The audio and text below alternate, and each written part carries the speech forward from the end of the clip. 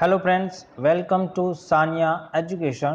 ધોરણ 12 યુનિટ 2 અને unit 2નું read 1 છે અનફોર્ગેટેબલ વોલ્ટ ડિઝની. અનફોર્ગેટેબલ એટલે અવિસ્મરણીય. અવિસ્મરણીય એટલે જે કદી ભૂલાય ના એવું, હંમેશા યાદ આવે એવું, કે યાદ રહે એવું. તો અહીંયા વોલ્ટ ડિઝનીની વાત છે. વોલ્ટ ડિઝની એક કાર્ટૂનની દુનિયાની અંદર એક ફેમસ પર્સન છે. ઓકે, અને આ જે લેસન છે, લેસન જે લખનાર છે, કે આ યુનિટ લખનાર છે, એ કોણ છે? લેખક છે આના રોય ડિઝની. એટલે રોય ડિઝની એ વોલ્ટ ડિઝનીના ભાઈ છે. તો અહીંયા આ લેસન અનફોર્ગેટેબલ એવો શબ્દ શા માટે ઉપયોગ કરવાનો આવે છે એ આપણે આ લેસન જોઈશું, એટલે આપણે ખ્યાલ આવશે કેમ અવિસ્મરણીય છે. વોલ્ટ ડિઝની કેમ અવિસ્મરણીય છે એ આપણે અહીંયા જોઈશું. Okay, so let's start the lesson. First, my brother Walt is no more. અહીંયા પહેલું જ વાક્ય છે કે માય બ્રધર વોલ્ટ, એટલે જે વોલ્ટ ડિઝની છે હાલ જીવિત નથી. Yet his influence lingers like a living presence over the studio where he turned out the cartoons, nature films and features movies that made him known and loved around the world. અહીંયા જે volt છે હાલ જીવિત નથી, પણ એની જે અસર છે એ અસર એ સ્ટુડિયોની અંદર હાલ પણ વર્તાય છે, કે જ્યાં તેને શું બનાવ્યું હતું? કાર્ટૂન, નેચર ફિલ્મ્સ અને ફ્યુચર મૂવીથી એ પ્રસિદ્ધ થયો હતો. અહીંયા નોન એટલે પ્રસિદ્ધ થયો હતો અને દુનિયા એને ચાહતી હતી. એ સ્ટુડિયોની અંદર હાલ પણ એની જે અસર છે એ વર્તાય છે. કોને વર્તાય છે? રોય ડિઝનીને. Even now as I walk around the studio crew, I half expect to encounter that tall country boy figure head bowed in thought about some new project. અને જ્યારે પણ રોય ડિઝની ક્રૂ એટલે કામ કરનારો વચ્ચે જ્યારે ચક્કર લગાવે છે, ત્યારે એને હંમેશા શું કોણ દેખાય છે? કાઉન્ટ્રી અને ટોલ બોય. ટોલ એટલે ઊંચો અને કાઉન્ટ્રી એટલે દેશી છોકરો, કે જે હંમેશા એના નવા પ્રોજેક્ટની અંદર માથું નીચું ગાળીને કંઈક વિચારતો હોય, કે નવા પ્રોજેક્ટની અંદર તલ્લીન હોય એવા એને દેખાય છે રોયને. Walt was so much the driving force behind all we did, from making movie to building Disneyland. અહીંયા શું છે? એ કોઈ પણ બાબતની અંદર જ્યારે પણ એ કંઈક મૂવી બનાવતો હોય, દરેકની અંદર આ જે વોલ્ટ છે એમનું પ્રેરક બળ બની રહેતો હતો. આગળ છે that people constantly mention his name as if he were still alive. અને મૃત્યુ પામ્યું છે એટલે જીવિત નથી, છતાં પણ લોકો એના ડિઝનીલેન્ડની સાથે એનું નામ જોડી જ દેતા હતા. આગળ છે every time we show a new picture or open a new features at Disneyland, someone is bound to say, I wonder how Walt would like it. અને જ્યારે પણ એ શું કરતા? ડિઝનીલેન્ડની અંદર કંઈક નવું ઉમેરતા, કે પિક્ચર બનાવતા, ત્યારે હંમેશા કોઈક એવું તો જરૂર પૂછી બેસે. શું પૂછી બેસે? કે મને આશ્ચર્ય છે. એટલે એ જે પણ પૂછતું હોય એને શું કહે? કે મને આશ્ચર્ય છે કે વોલ્ટને આ કેવી રીતે બનાવ્યું હશે, કે વોલ્ટને આ કેવી રીતે ગમ્યું હશે. આવું કોઈક ને કોઈક પૂછી લેતું હતું. વોલ્ટ મૃત્યુ પામ્યો છે, વોલ્ટ જીવિત નથી, છતાં પણ એવું કોઈક પૂછી લેતું. And when this happens, I personally realized that it was something he himself had planned. એટલે ત્યારે શું રોયને શું લાગતું હતું? કે આ જે છે એનું આયોજન કર્યું હતું. અહીંયા શું છે? જે એને આયોજન પહેલેથી કર્યું હતું. એટલે જે પણ જ્યારે વિચારતા, રોયને કંઈક નવું ઉમેરતા, અને જ્યારે કોઈ લોકો કહેતા કે આ વોલ્ટને કઈ રીતે ગમ્યું હશે, ત્યારે રોયને શું લાગતું હતું? કે આ આયોજન તો પહેલેથી જ એને કરેલું હશે એવું એમને લાગતું હતું. For my imaginative, industrious brother left enough project in progress to keep the rest of us busy for many years. એ શું છે? આપેલું છે આગળ કે એને ઘણા બધા વર્ષો સુધી એ વ્યસ્ત રહે. કોણ? એટલે રોય અને એમને જે સાથીઓ છે વ્યસ્ત રહે એટલો કામ આ રોય ડિઝની એટલે કલ્પનાશીલ આપેલું છે. કે બે વસ્તુ આપેલી છે, કે કલ્પનાશીલ અને બીજો ઉદ્યમી. એમનો ભાઈ એમને માટે છોડી ગયો હતો. એટલે રોય છે એ અહીંયા બે ઓપ્શન આપેલા, બે શબ્દો આપેલા છે, કે ઇમેજિનેટિવ અને ઇન્ડસ્ટ્રીયલ. ઇમેજિનેટિવ એટલે કલ્પનાશીલ આપણે કહી શકીએ, અને ઇન્ડસ્ટ્રીયસ એટલે ઉદ્યમી ભાઈ છે. અને એ ભાઈ એમના માટે ઘણા બધા પ્રોજેક્ટ છોડી ગયો છે, કે ઘણા વર્ષો સુધી રોય અને એની ટીમ હંમેશા વ્યસ્ત રહે એટલું કામ એ છોડી ગયો છે. Walt was a complex man. Walt એ કેવો માણસ હતો? એક જટિલ માણસ હતો. અહીંયા જટિલ કેમ છે કે to the writers, producers and animators who worked with him, he was genius who had an extraordinary ability to add an extra stroke of imagination to any story or idea. એ બધા રાઇટર, પ્રોડ્યુસર અને animator બધા સાથે કામ કરતો હતો અને એ કામ કરતો હતો અને એની અંદર એને જે વિચારની ક્ષમતા હતી કે એની જોડે પ્રતિભા હતી, એ ક્ષમતા હતી એન્ડ એક્સ્ટ્રા સ્ટ્રોક, એડ એટલે ઉમેરવું, એ કોઈ પણ વાર્તા કે વિચારમાં એની કલ્પના શક્તિથી કંઈક વિશેષ, કંઈક અસાધારણ, કંઈક અકલ્પનીય એ ઉમેરી શકતો હતો, એ એની ક્ષમતા હતી. To the million of people who watched his TV show, he was warm, kindly personality bringing fun and pleasure into their homes. અને લાખો લોકો એને તેવા આ જે ટીવી શો એ નિહાળતા અને દરેક તેમના ઘરોમાં શું મનોરંજન અને ખુશી લાવનાર, એક ખૂંફ આપનાર, કરુણાસભર એટલે લાગણીશીલ વ્યક્તિત્વ હતું કે જે લોકોના, એટલે જે ટીવી જોતા હતા એ લોકોના ઘરની અંદર ખુશી લાવનાર એક વ્યક્તિ હતું. To the bankers who financed us, I am sure he seemed like a wild man, hell-bent for bankruptcy. એ આપેલું છે કે એક વ્યક્તિ તો એ સારો છે, બરાબર, કે એને જે ટીવી શો એના જે જોવું છે એનાથી એના ઘણા લોકોને ખુશી આપે છે, પણ એમને જેના જોડેથી પૈસા લીધા હતા, એટલે કોના? બેન્કર્સ જોડે. બેન્કર્સ જોડેથી પૈસા લીધા હતા તો એમના માટે એ માણસ કેવો દિવાળું ફૂંકનારો હોઈ શકે, કે ઉદ્યમી હોઈ શકે, એવું બેન્કર્સને એવું લાગતું હોય, બરાબર. બાકી લોકો માટે તો એ બહુ સારો વ્યક્તિ હતો. To me, he was my amazing kid brother, full of impractical dreams that he made come true. અહીંયા શું છે કે મારો એક કેવો અદ્ભુત ભાઈ છે. અહીંયા એમને કીધું છે રોય કે મારો એક અદ્ભુત ભાઈ છે અને એ કેવો છે ઇમ્પ્રેક્ટિકલ એટલે અવ્યવહારુ કે બિનવ્યવહારુ, અને એ બિનવ્યવહારુ સપનાને, એટલે ઇમ્પ્રેક્ટિકલ ડ્રીમ્સ એટલે શું? બિનવ્યવહારુ સપનાને સાકાર કરનારો, કે સાકાર કરીને એને બતાવ્યા છે, એવો એનો ભાઈ હતો. અને ભાઈ કોણ હતો? વોલ્ટ ડિઝની, રોય ડિઝનીનો ભાઈ, કે જે બિનવ્યવહારુ, કે જે આપણે કદી વિચારી ના શકીએ એવા સપનોને સાકાર કરી નાખ્યા હતા. અહીંયા એમની બાળપણની એક સ્ટોરી આપેલી છે normally. The apple orchard and weeping willow stand green and beautiful at our old farm. એમનું એક ઓલ્ડ ફાર્મ હતું અને એની અંદર ઓર્ચર્ડ, એપલ ઓર્ચર્ડ એટલે વાડી હતી એપલની, વીપિંગ વિલો એટલે નેતરના જે લાંબા દંડાના, એટલે આપણે શું બંબુ કહીએ છીએ એ પ્રકારના વૃક્ષોના સ્ટેન્ડ, લાકડી જેવા હોય છે એ પ્રકારના વૃક્ષો હતા. વેર, ત્યાં શું હતું? વોલ્ટ સ્કેચ્ડ હિઝ ફર્સ્ટ એનિમલ, ત્યાં એને પહેલું ફર્સ્ટ એનિમલનું એક સ્કેચ દોરેલું હતું. આ recall how Walt and I would snuggle, અહીંયા એક રિકોલ એટલે એમને યાદ છે, કોને? રોયને યાદ છે કે Walt and I would snuggle together in bed and hear the haunting whistle of a locomotive passing in the night. અહીંયા એમને બરાબર યાદ છે કે જ્યારે એ નાના હતા ત્યારે બંને વાડીની અંદર કે જ્યારે સૂતા હતા, અને અહીંયા સ્નગલ એટલે લપાઈને છૂવું, કે બંને ભેટીને સૂતા હતા, અને એ વખતે એ ટ્રેન, અહીંયા લોકોમોટિવ એટલે ટ્રેનની જે સીટી હતી એ સીટી એમને શું હતું? ડરાવી દેતી હતી, બરાબર, કે એ સાંભળીને ડરી જતા હતા. આગળ છે our uncle Mike was an engineer and he had blow his whistle, one long and two short, just for us. એટલે એમના જે કાકા છે માઇક, એ માઇક કોણ હતા? એન્જિનિયર હતા, અને ફક્ત એમના માટે એટલે કોને? રોય અને વોલ્ટ માટે એક લાંબી અને બે ટૂંકી સીટી વગાડતા હતા. વોલ્ટ નેવર લોસ્ટ હિઝ લવ ફોર ટ્રેન્સ, અને આના કારણે વોલ્ટનો ટ્રેન પ્રત્યેનો પ્રેમ કદી ઓછો થયો નહીં. Years later, an old-fashioned train was one of the first attraction at Disneyland. અને વર્ષો બાદ ડિઝનીલેન્ડની અંદર એક જૂના જમાનાની ટ્રેન એના શરૂઆતના આકર્ષણમાંની એક હતી, એટલે આકર્ષણમાં સૌથી મુખ્ય હતી તો એ જૂના જમાનાની ટ્રેન હતી, જે આપણે પિક્ચર્સની અંદર જોઈ શકીએ છીએ એ પ્રકારની ટ્રેન એ હતી, અને એ એનું મુખ્ય આકર્ષણ હતું. કોનું? તો ડિઝનીલેન્ડનું. આગળ as far back as I can remember, એટલે ભૂતકાળની વાતો જ્યારે એમને યાદ છે, અને એ વખતે વોલ્ટ વોઝ ડ્રોઈંગ, શું કરતો હતો? ચિત્રો દોરતો.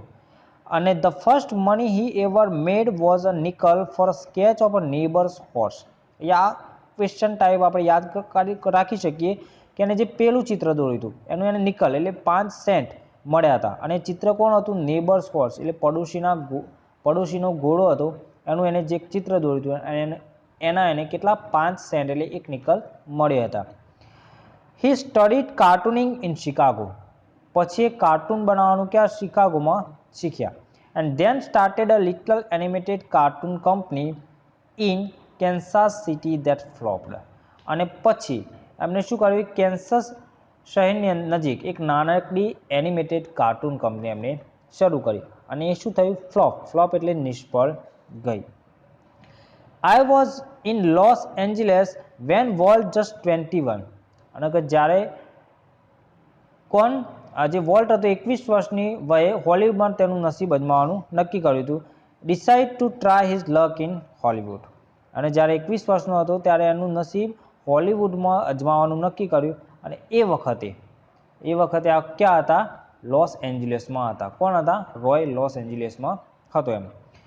આઈ met him at the station. અને હું એને ક્યાં મળ્યો હતો સ્ટેશન ઉપર. એટલે આ હો એટલે કોણ રોય એને ક્યાં મળ્યો હતો સ્ટેશન ઉપર મળ્યો હતો. He was carrying a cheap suitcase that contained all of his belonging.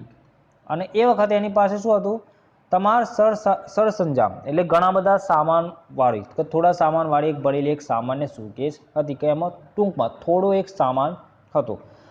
અને એ વખતે જ્યારે સ્ટેશન મળે એ વખતની વાત છે કે જ્યારે એના જોડે એક સુટકેસ હતો ને એમાં થોડો એક સામાન હતો. વી બોરોડ $500 ફ્રોમ એન અંકલ. અને એ વખતે અમે અમારા વડીલ એટલે એમના અંકલ કે કોઈના જોડેથી $500 એમને ઉછીના લીધા. And Walt started a cartoon series called Alice in Cartoonland. અને પછી એમને એ $500 લીધા અને પછી એમને એલિસ ઇન કાર્ટૂનલેન્ડ નામની એક કાર્ટૂન સિરીઝ એમને શરૂ કરી. ઇટ વોઝ ટફ ગોઈંગ એટલે મુશ્કેલી પર થઈને ચાલી એમ બહુ કઠિન થયું એટલે ચાલી તો ખરી પણ થોડું તકલીફ વધારે પડી પણ એટલી બધી ચાલી નહીં કઠિન થઈ ગયું એટલે જે ઇકોનોમિકલી એટલે આર્થિક રીતે જે એમને પૈસા મળવા જોઈએ એ એની અંદરથી મળ્યા નહીં. Walt did all the animation and I cranked the old fashioned camera. અને જે પણ એનિમેશન બનાવતો હતો એ કોણ કરતો હતો વોલ્ટ. અને એ જે રોય હતો એ શું કરતો હતો એના જૂના કેમેરાથી એને શું કરતો હતો એક એનિમેશન તૈયાર કરતા અને એનિમેશનમાં રોય કેમેરો લેતો જૂની શૈલીનો કે જૂના જમાનાનો કેમેરો હતો એમના જોડે અને વોલ્ટ એનિમેશન કરતો હતો અને કેમેરો કોણ ચલાવતું હતું તો Roy. The Alice cartoons did not make much of splash. હવે આપેલું છે કે એલિસ કાર્ટૂને બહુ કંઈ વધારે ધાડ મારી નથી એટલે કંઈ વધારે ચાલ્યું નહીં. So Walt started a new series called Oswald the Rabbit. તો તરત જ એને બીજી એક સિરીઝ ચાલુ કરી વોલ્ટે ઓસ્વાલ્ડ ધ રેબિટ નામની એક નવી સિરીઝ ચાલુ કરી. Oswald did better but when Walt went to our New York distributor for more money he run into trouble. હવે ઓસ્વાલ્ડ સારી ચાલી રહી હતી પણ એ જ્યારે વધારે પૈસા માટે ન્યુયોર્કના ડિસ્ટ્રીબ્યુટર પાસે ગયો ત્યારે એ મુશ્કેલીમાં મુકાઈ ગયો. તો ત્યારે એને શું મુશ્કેલી પડી તો જોઈએ. What kind of deal did you make kid I ask કર્યો. તો એમને પૂછ્યું કે આ ભાઈ તે કેવા પ્રકારનો સોદો કરી દીધો બરાબર કારણ કે ડિસ્ટ્રીબ્યુટર જોડે ગયો તો શું થયું હતું જોઈએ. We have not got a deal Walt admitted. તો વોલ્ટે શું કીધું આપણો હવે એની અંદર હવે હિસ્સો રહ્યો નથી. શેની અંદર ઓસ્વાલ્ડ ધ રેબિટ સિરીઝની અંદર આપણો હિસ્સો રહ્યો નથી. કેમ કારણ કે the distributor copyrighted Oswald and he is taking over the series himself. તો ડિસ્ટ્રીબ્યુટરે શું કર્યું છે એમને જે ઓસ્વાલ્ડની માલિકી હતી એના હક એમને લઈ લીધા અને હવે જે શૃંખલા હતી એટલે ઓસ્વાલ્ડની જે સિરીઝ હતી એ ડિસ્ટ્રીબ્યુટર પોતે ચલાવવાના હતા એટલે એના ઉપર એમની માલિકી હવે રહી હતી નહીં. Strangely Walt did not seem downhearted. આમ છતાં અમને આશ્ચર્ય થયો કે આ વોલ્ટ થોડી પણ હિંમત હાર્યો હતો નહીં કે ડાઉન હર્ટેડ એટલે હિંમત હારવું એ કોઈ હિંમત હાર્યો નહીં. We are going to start a new series he enthused એટલે ઉત્સાહથી એ શું બોલે કે આપણે હવે નવી એક સિરીઝ ચાલુ કરવાના છીએ બરાબર. એને કોઈ પણ પ્રકારનું ટેન્શન હતું નહીં કે પેલી આપણી જે ચાલતી સિરીઝ છે એ ડિસ્ટ્રીબ્યુટરે લઈ લીધી તો એનાથી એ દુઃખી બિલકુલ થયો નહોતો. તરત જ એને કહી દીધું કે આપણે નવી સિરીઝ ચાલુ કરવાના છીએ. It's about a mouse. અને આ છે એક ઉંદર વિશે છે. And this time we will own the mouse, અને આ વખતે આ જે ઉંદર છે એ આપણું પોતાનું કરી લઈશું, બરાબર. એટલે આપણા આ જે ઉંદર છે એ ડિસ્ટ્રીબ્યુટર લઈ લેશે નહીં, કે એના કોઈ માલિક બીજું કોઈ હશે નહીં, ફક્ત આપણે જ એના માલિક હશું. એટલે અહીંયા આપણે જે સ્ટોરીનું મેન કાર્ટૂન છે મિકી માઉસની વાત છે, તો મિકી માઉસ એ સ્ટોરી છે. એટલે મિકી માઉસ હાલ પણ આપણે કેટલાક જોઈએ છીએ, બરાબર. તો એનાથી આ વોલ્ટ છે એ સક્સેસફુલ થયો છે. The rest is a history, અને પછી જે બન્યું એ ઇતિહાસ હતો. Walt's mouse Mickey celebrated his 14th birthday in 1968 and a happy 40th it was.